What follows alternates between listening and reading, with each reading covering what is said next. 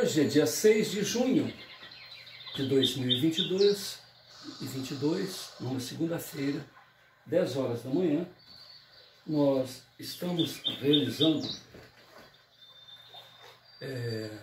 o culto cristão no lar e para isso optamos pela leitura desta obra, Universalismo Crístico. Universalismo Crístico, Futuro das Religiões. É um livro profético que procura preparar a humanidade para a visão espiritual do futuro. A busca consciente de espiritualidade em oposição à submissão religiosa atual que escraviza ao invés de libertar, adotando uma metodologia simples e filosófica baseando-se em 3 alicerces principais: amor ao próximo, respeito à opinião alheia, ouvir mais do que dizê-lo, tendo em vista as nossas experiências individuais, é mais prudente ouvir do que dizer. E quando solicitados, quando instados a ofertar a nossa opinião, somente aí o fazer. E além desses 2 alicerces, existe aí a compreensão da justiça divina através da lei de causa e efeito e das reencarnações sucessivas, diante da imortalidade que todos somos portadores. E o terceiro alicerce é um evolver natural que ocorre no simples fato de sermos antigos, velhas almas. Portanto, o acumular, a troca de experiências, as dores que vão se sucedendo, as alegrias das resoluções bem atendidas, bem escolhidas, tudo isso nos faz evolver intelecto, psicológica, emocional e espiritualmente. Diante disso, a necessidade de se rever conceitos, para que esses conceitos não se tornem uma âncora para os nossos singrares, para as nossas viagens inevitáveis rumo ao eterno aprendizado, uma vez que somos perfectíveis e estamos aí diante de uma grande jornada, de um grande passeio evolucionário. E então o autor procura apresentar a ideia central, no sentido de pegar a essência, a razão pela qual todos esses conceitos espiritualistas surgiram na Terra e desvinculá-los dos paradigmas, dogmas, preconceitos, rituais, que muitas das vezes destoam até da própria essência, do motivo pelo qual esses ensinamentos foram apresentados. Às vezes até em oposição aos próprios princípios que os originaram. Então, diante desse evolucionar, acompanhar a evolução da compreensão humana, se resolve o maior problema das religiões, que é a estagnação. Muitas das vezes intencional. Em desdobramento espiritual, Roger visita as esferas espirituais superiores e regiões sombrias do astral inferior para obter a opinião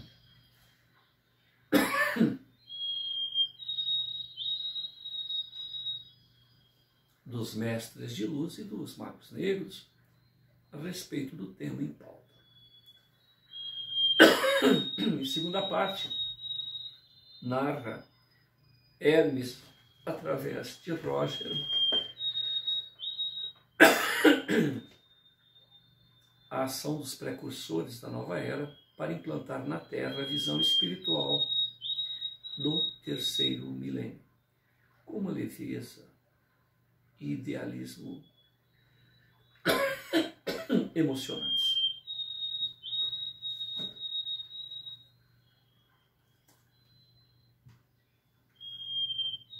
jovem Rafael, orientado pelo alto ao lado de sua alma gêmea.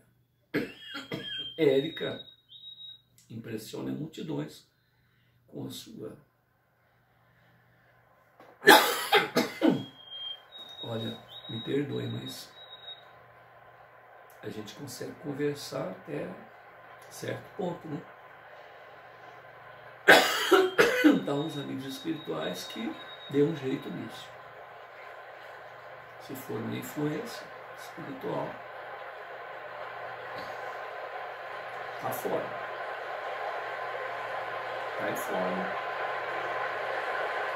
Por favor. Em nome de Deus. Resolve isso. O jovem Rafael, orientado pelo alto, ao lado de sua alma gêmea, Érica, impressiona multidões com a sua sabedoria e lucidez espiritual, inspirando os idealistas e silenciando ortodoxos, mas retrógrados. Um mundo que funde os estilos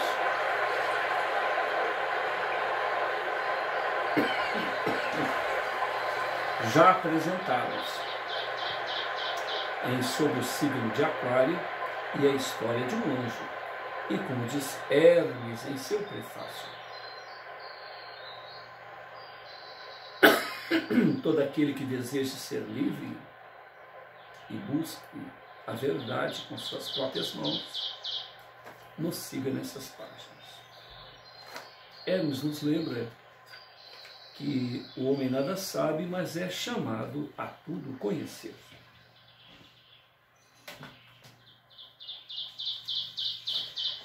A página 188, 189, Rafael, que é um tipo de João Batista, um dos 318 indivíduos preparados para preparar o caminho para que Gabriel, um companheiro encarnado na mesma época, também venha trazer a sua mensagem a respeito do tema em pauta.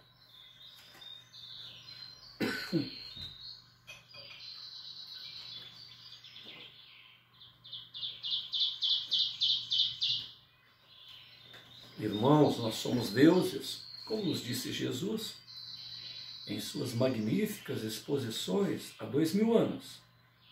Graças a Deus, essa mensagem de Jesus não foi deturpada ou apagada nos evangelhos, como tantas outras. Portanto, vamos nos portar como verdadeiros filhos de Deus, buscando viver conforme a lei áurea. Não é muito difícil ter uma relação positiva com o mundo. E é isso que Deus espera de nós. Chega de nos portarmos como ratos miseráveis, pecadores, nos posicionando como figuras desprezíveis que devem beijar os pés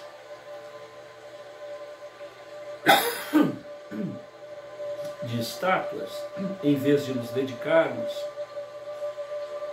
ao desenvolvimento de nosso ilimitado potencial.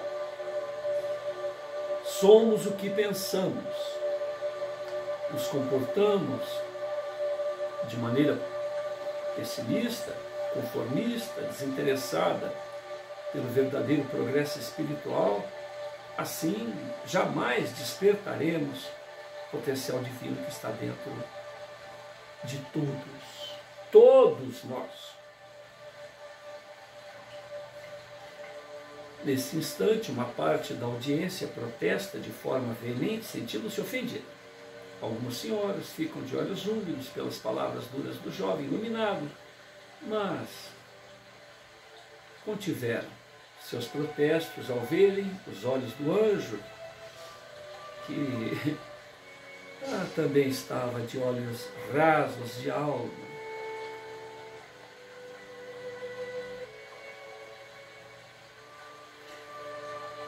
Rasos de lágrimas. elas compreendem como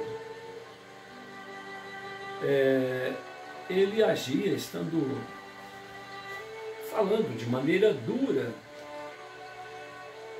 Havia um esforço dele para que se abrisse os olhos de todos os presentes, apesar dos milindres. Algumas irmãs já se despiram do cabresto impositivo das religiões, ergueram suas nobres cabeças, fizeram então um gesto afirmativo, concordando, respaldando as palavras de Rafael. Elas tinham, estas senhoras espertas, para a fonte criadora,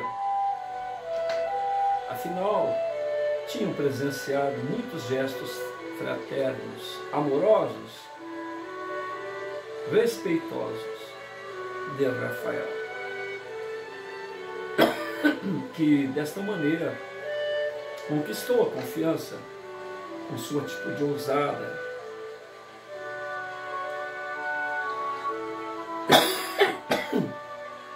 de confrontar crenças conformistas que têm obrigado há milênios outros fiéis a uma terrível submissão.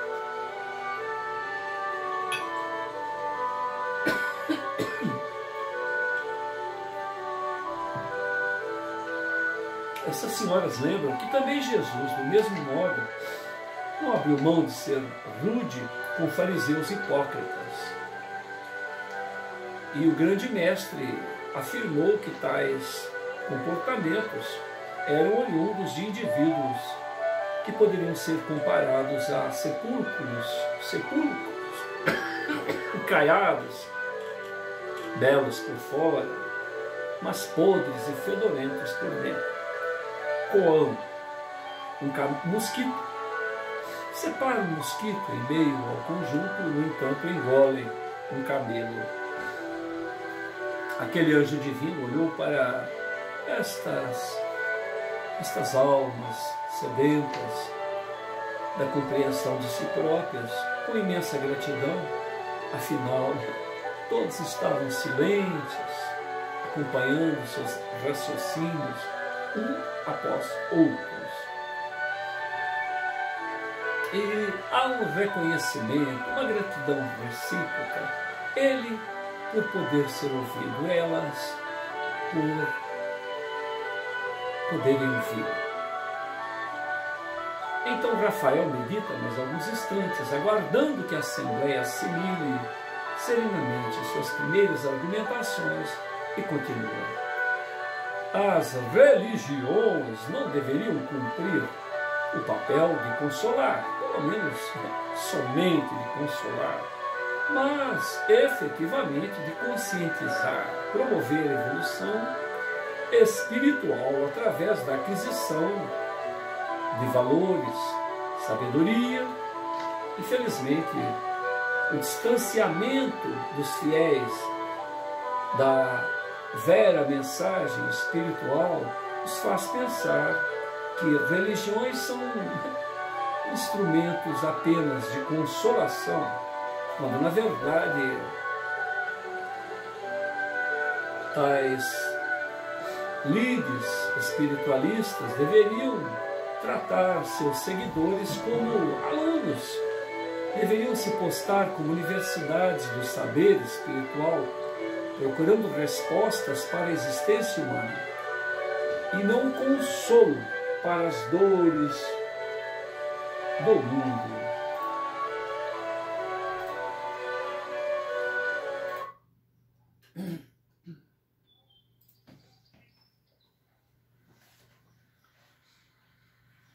Nós somos o que pensamos. Se nos portarmos de maneira submissa, pessimista, conformista, desinteressada pelo verdadeiro progresso espiritual, jamais despertaremos o potencial crístico, o potencial divino,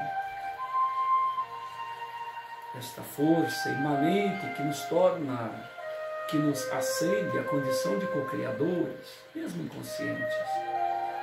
Naquele instante, então, Jesus é lembrado que sempre amorável não abre mão de agir de maneira mais severa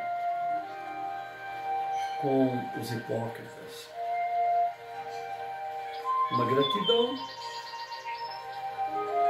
silente espaira de maneira empática entre as duas partes. As religiões, portanto, deverão cumprir o papel de esclarecer, trazer a vera espiritualidade àqueles que confiam suas almas às suas fileiras, às suas lides. Quem compreende a finalidade da vida não se deixa abalar com as supostas dores do mundo. Não se preocupa com a inevitável chegada da morte física, porque compreende que a vida na Terra é um estágio diante do ad infinito, da infinita existência espiritual. Tenho certeza de que tanto o Criador como os espíritos evoluídos a quem pedimos amparo ficariam muito felizes se nos dedicássemos à aquisição de valores espirituais, amor, sabedoria, do que simplesmente nos entregarmos a um ritual mecânico de submissão, adoração, que em muitos casos é hipócrita e de pouco valor reflexivo, de pouca busca das verdades eternas. É com desalento que vejo a humanidade realizando superficiais reflexões a respeito da dor e do sofrimento. Quantas declarações a respeito de pessoas que nem mesmo creem na vida espiritual quando uma grande personalidade desencarna, ou diante de catástrofes coletivas, quão vazias, quão superficiais, quão incoerentes muitas das vezes são essas manifestações que destoam totalmente da realidade. Quando essas pessoas que dizem ter um amparo, uma busca, uma constância religiosa,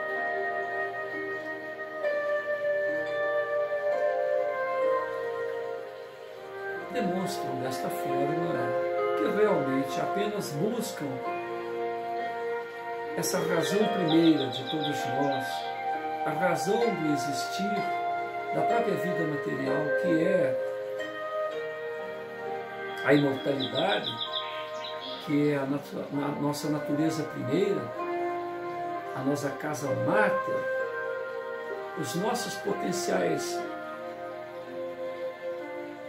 irreconhecíveis quando estamos matriculados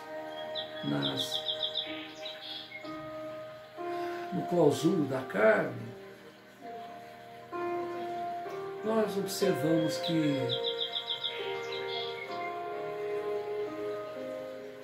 esse nosso recanto de reconforto fica apenas no reconforto e não numa visão consciente.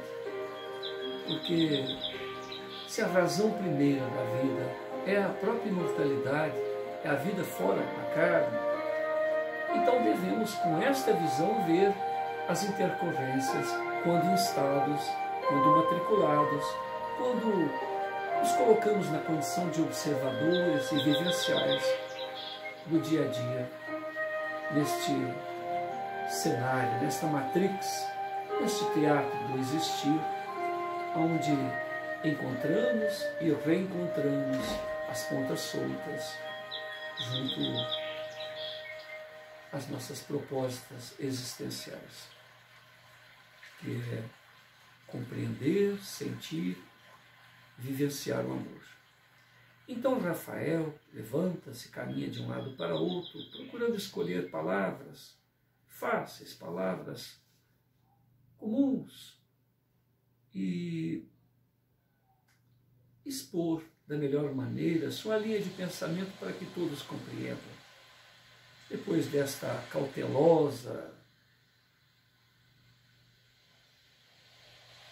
análise, ele continua. Às vezes é difícil abrir mão de nossa forma de pensar, aceitar ideias novas, mas peço que reflitamos no tema. Fomos criados a partir de um modelo baseado na vida humana, como centro de tudo, o mundo espiritual como sendo algo nebuloso, distante. No entanto, a verdade que quero lhes fazer ver é que o mundo espiritual é a vida principal. Nós estamos aqui na existência humana para realizar um breve estágio de aprendizado com o objetivo de regressarmos ao mundo maior, ao mundo melhor, do que quando de lá saímos. E é isso que se processa através da aquisição de valores nobres, como o amor, a brandura, a retidão de caráter, a tolerância, o perdão, a responsabilidade, o respeito. Isto é evolução espiritual. É necessário que o homem perceba que somente a adoração a Deus, Jesus e intercessores do mundo maior não salvam. O que salva as nossas almas são conquistas espirituais obtidas com o nosso próprio esforço. Uma pequena parte. Minha filha se diz ateia. E ela me disse que existe lá o mundo espiritual e existe aqui a vida material. E uma outra parte. Eu ouvi um meditador, um indivíduo ligado a essas seitas orientais, que comentou a respeito de ser um físico, estudioso das leis físicas, que tem uma esposa que é tipo de uma estudiosa dos astros, né, das leis que regem o movimento dos astros. E interessante, curiosamente, ele nos apresenta os princípios da física quântica e diz que uma coisa é uma coisa, ou seja, a vida material explicada por essas leis da física quântica, e outra coisa é outra coisa, ou seja, as coisas espirituais. Curioso que isso é dito por um espiritualista. Agora voltemos à nossa filha. Ela diz que, como? Que uma coisa que é espiritual, que não tem nada a ver, pode ter uma ligação com as coisas materiais. Ou seja, há uma situação dual em nós. Então, como nós, que somos os seres imortais, a razão de ser de nossa presença aqui na Terra, e herdeiros da herança anterior e desta que estamos vivenciando, retornando ao plano espiritual, não tem nada a ver uma coisa com a outra. Isso é justamente a falta de uma compreensão dessa visão que justamente a física quântica vai nos apresentar. Nós compreendemos grandezas que vão de 10 a menos 35 até 10 a mais 27, 60 graus de grandezas, o infinitamente pequeno que vai abaixo do vírus até coisas que vão a grandezas cósmicas. Nós temos uma visão de poder vislumbrar distâncias no universo que vão até, ao que me parece, 30 bilhões de anos-luz. Além disso, tudo se torna desconhecido. equipamento que está aí. Então só nos resta utilizarmos os nossos potenciais psíquicos e justamente essas orientações espirituais nos fazem vislumbrar.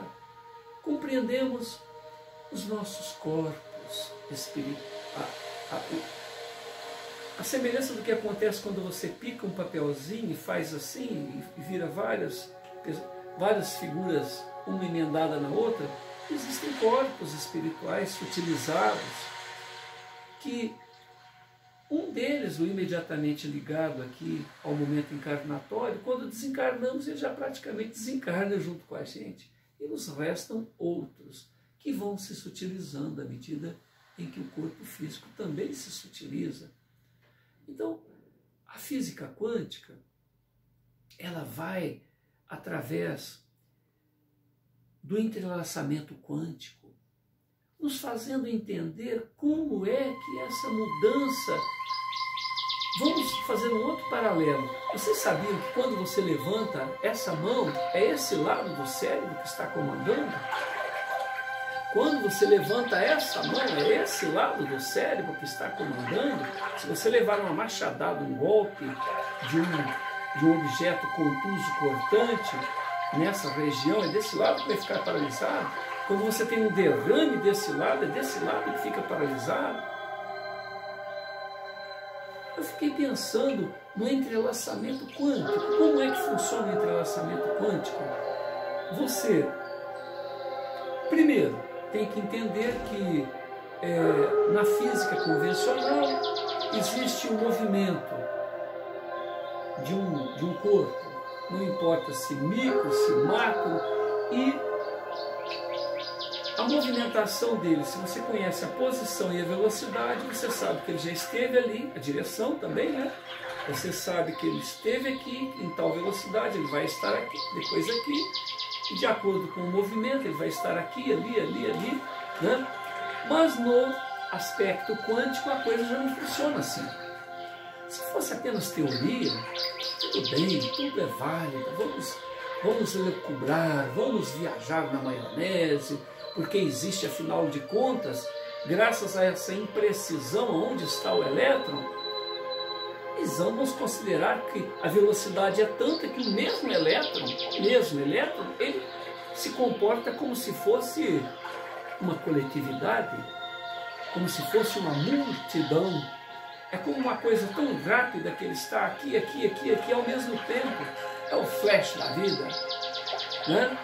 Agora, vejamos, a partir do momento em que você foca e escolhe um instrumento de aferição, você descobre que o elétron está aqui e o spin dele, quer dizer, o posicionamento, a geometria espacial dele está nessa posição. Então, de uma maneira quase que numa perpendicular,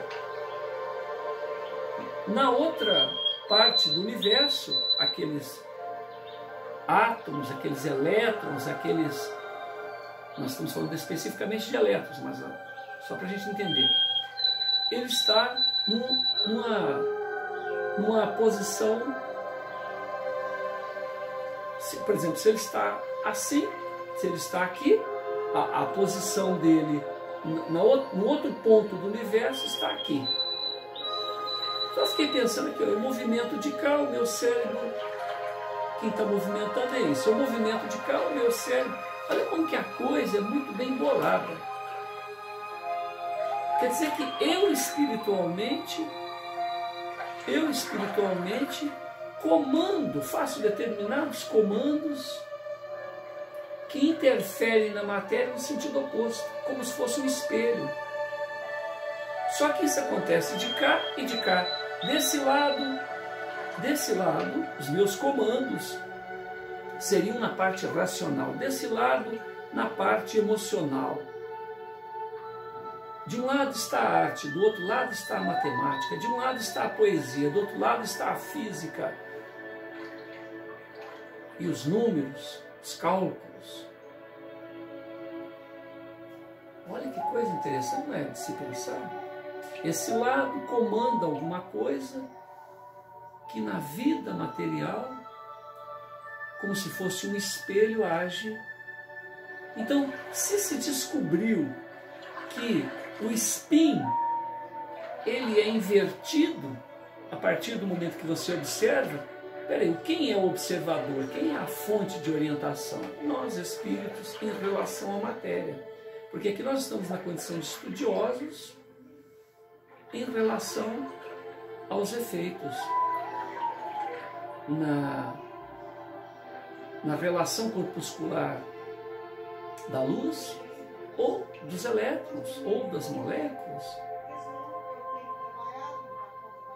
em seu nível quântico. Agora, se nós utilizarmos este mecanismo a nível espiritual, o autor, o observador, que é... Porque nós temos que lembrar o seguinte: nós, espíritos imortais, não iniciamos a nossa vida aqui na condição humanoide. Nós passamos pelo reino mineral, na condição de mônadas espirituais, aprendendo a lidar com a energia, com os corpúsculos, desde a condição de partículas atômicas, as condições de moléculas mais complexas. Uma vez eu vi um filme desses tipo Jornada nas Estrelas que tinham uma explicação falando sobre os líquidos e os sólidos, vocês, os sólidos. Então existia um personagem lá que ele era líquido, mas ele poderia, diante da sua posição intelectual, se transformar num sólido. Mas ele não conseguia se transformar num indivíduo, num humano muito bem, né? E ele viveu assim durante muito tempo. Era uma coisinha que foi descoberta em algum lugar e que conviveu com a humanidade, se tornou um cara sensível e tal.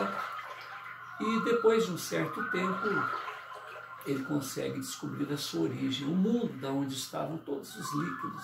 E lá nesse planeta, imagina, igual o planeta Terra, que seria melhor chamado planeta Água, né?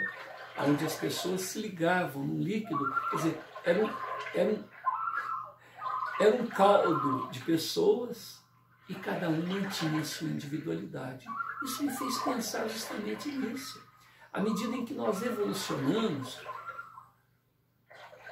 a nossa origem é o Pai Celestial, é o grande oceano cósmico, e nós, como se fossem pequenas gotículas que recebemos do Pai Celestial uma parcela e passamos a desenvolvermos, descobrirmos nós mesmos, termos a nossa própria individualidade, mas nada nos impede de retornarmos ao oceano cósmico, nada nos impede de retornarmos à grande fogueira cósmica e continuarmos a nossa individualidade, muito embora sejamos um ser coletivo. Olha que visão da vida. Então, da fonte criadora, o Pai Celestial, quantos universos já não fez? A gente joga aí o Big Bang, né? Big Bang, pum, surgiu um universo com prazo de validade. 13 bilhões de anos, que dure mais 13, mais 15, mais 20, mas chega um ponto em que a entropia, tudo faz com que retorne ao oceano cósmico e outro universo surge, com diversas dimensões.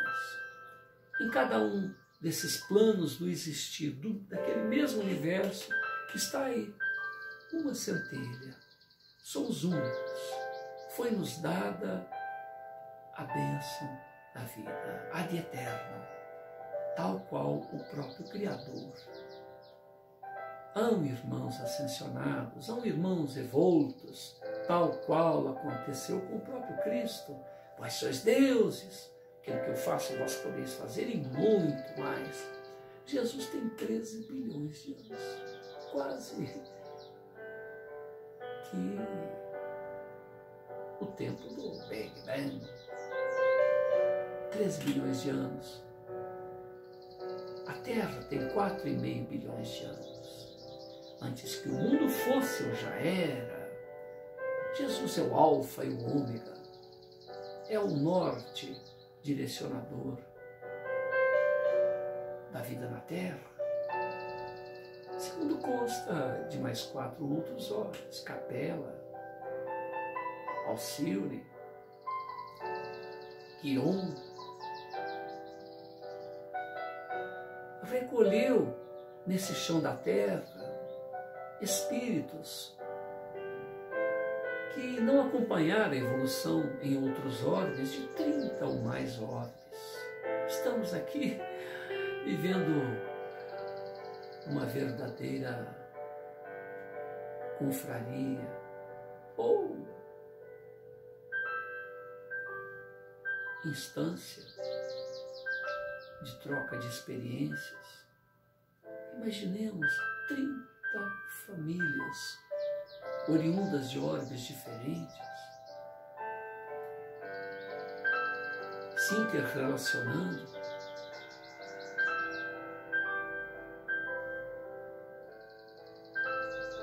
Quão diferentes nós somos para querermos impor uns aos outros a nossa cultura. Quem somos nós? Filhos de Deus, herdeiros do Altíssimo, caminhamos individualmente, estagiamos neste ou naquele orbe, neste ou naquele universo, compatível com a evolução. Saímos em tempos imemoráveis do reino mineral, estagiamos no reino vegetal, depois no reino animal, depois no reino elemental, até atingirmos a consciência do existir. Olhamos no espelho e dizemos: olá, sou eu. E essa visão não para por aí. Continuamos o nosso evolucionar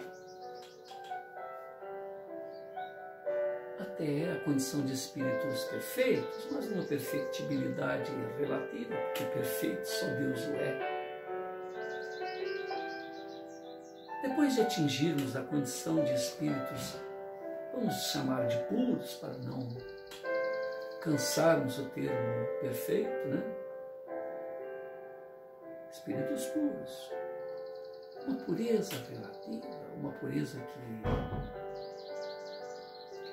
quando na condição humana, podemos ainda cometer os mesmos equívocos.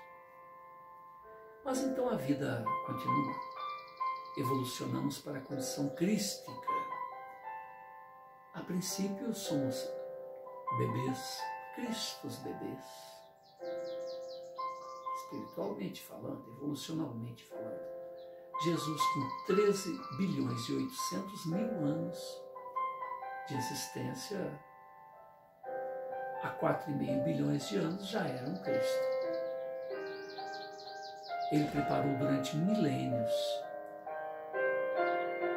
para poder mergulhar na carne. Ele evolucionou como todos nós, atingindo essa condição. Mas esses corpos aos quais nós nos referimos, ele foi sutilizando. Ele já não tinha mais condições de reencarnar. Mas há 2.000 anos aproximadamente, corrigindo-se alguns erros aí de cálculos que as pessoas fizeram em relação à sua data de nascimento, há 2.000 anos aproximadamente, ele, depois de preparar um corpo espiritual durante milênios, ele tem condições de gerar e gerir um corpo físico, sob o auxílio de forças e ciências que certamente estamos longe de compreender. Um corpo que tinha um prazo de validade, como todos nós.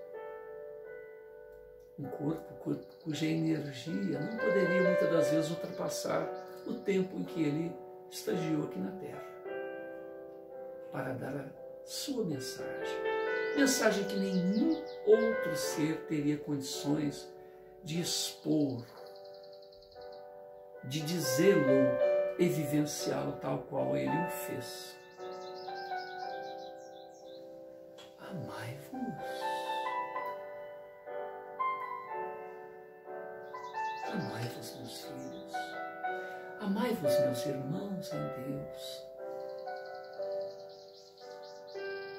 Amai-vos.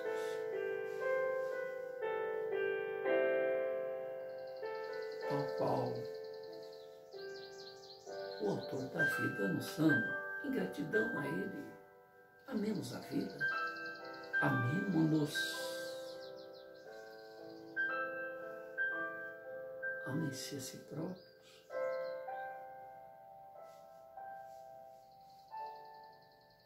Respeitem-se. Certamente, nesta família tão misturada, né, de almas, 30 planetas, 30 locais diferentes, formaram a nossa sociedade.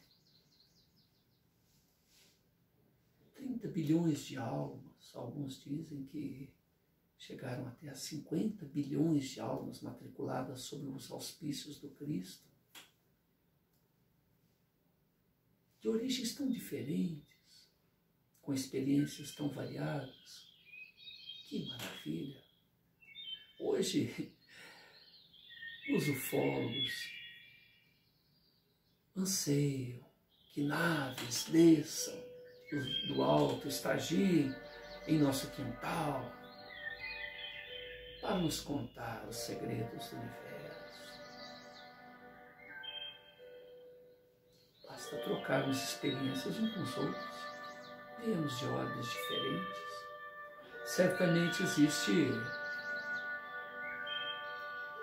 o esquecimento, existe o véu de Ísis, para que nós possamos nos relacionar. Afinal de contas, não fomos tão bem sucedidos porque estamos no mundo primitivo, um mundo da periferia da galáxia, iluminado por um sol vermelho.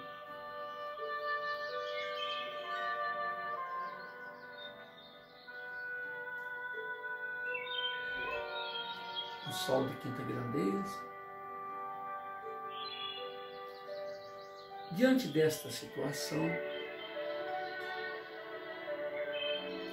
somos convidados a ouvir mais do que a tentar impor o nosso modus vivendi, a nossa compreensão da vida. Saber ouvir para poder auxiliar, para oferecer o nosso melhor pitaco, o nosso melhor, vamos dizer assim. Então, como dizê-lo? O que dizer?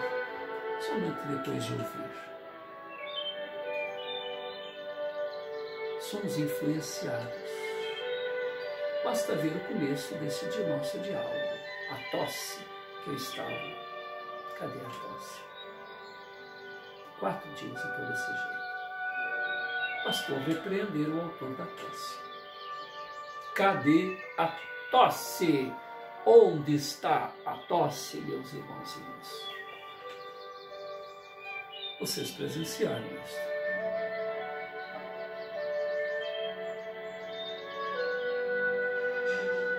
Nós vivemos em um universo de experiências. E nessas experiências, o objetivo, a razão de ser, é a descoberta do amor. Às vezes é difícil de abrir mão de nossa forma de pensar e então aceitar novas ideias. Mas peço que reflitam sobre isso. Fomos criados a partir de um modelo baseado na vida humana como centro de tudo e o mundo espiritual como sendo algo nebuloso e distante. No entanto, a verdade, o que quero lhes fazer ver, é que o mundo espiritual é a vida principal.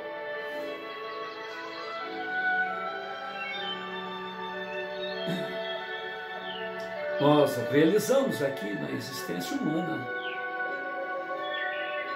Nós estamos aqui na existência humana para realizar um breve estágio de aprendizado com o objetivo de regressarmos ao mundo maior, um pouco melhor do que quando de lá saímos.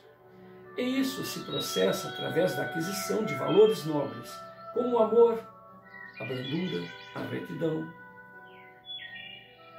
de caráter, a tolerância, o perdão, a responsabilidade, o respeito. Isso é a evolução espiritual. É necessário que o homem perceba que somente a adoração a Deus, Jesus, intercessores do mundo maior, não salva. O que salva são as nossas almas.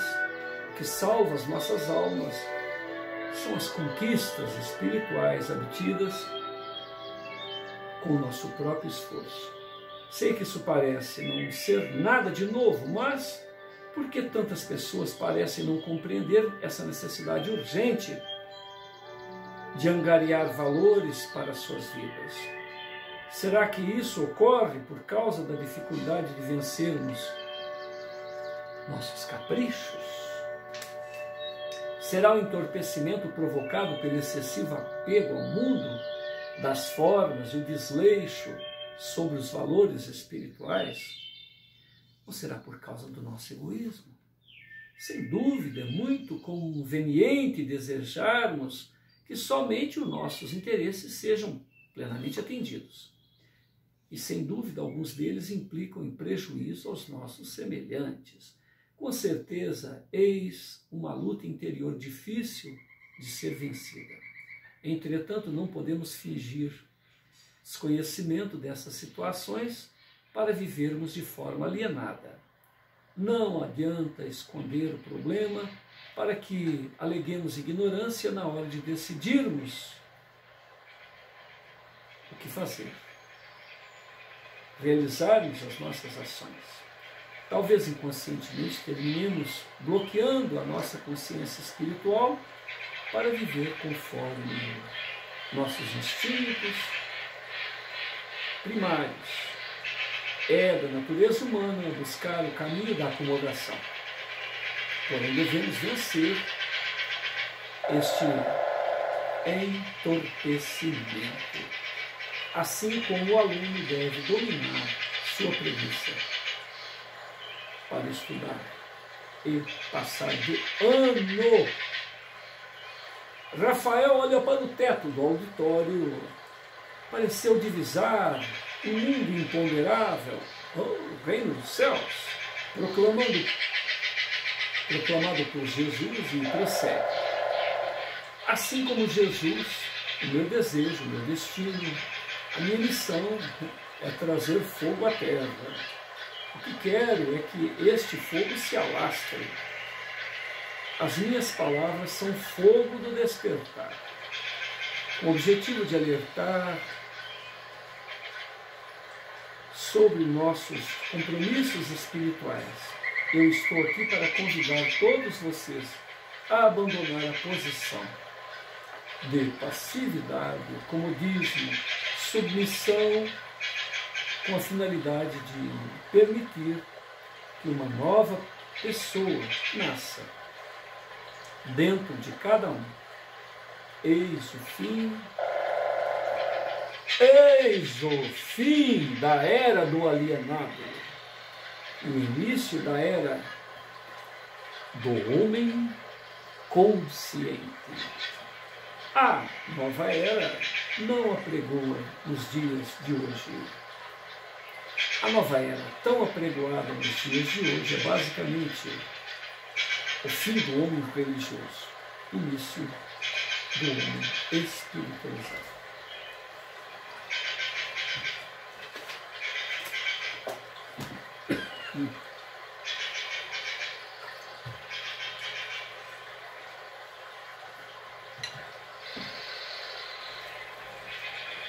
Então nós estamos à página 190.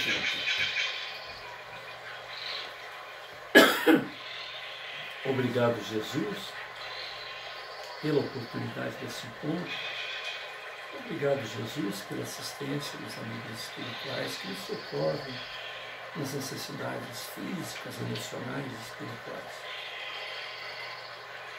Que a sua mensagem, que a sua vibração diga muito mais do que essas nossas palavras.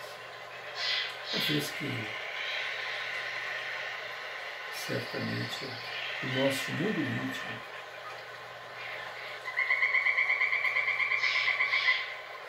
é apenas uma maneira de entreter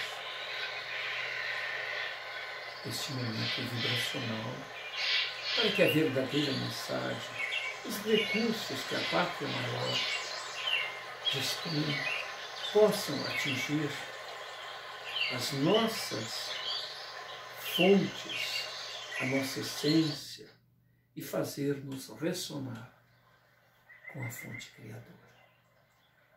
Que essa ressonância se manifeste. Muita paz a todos.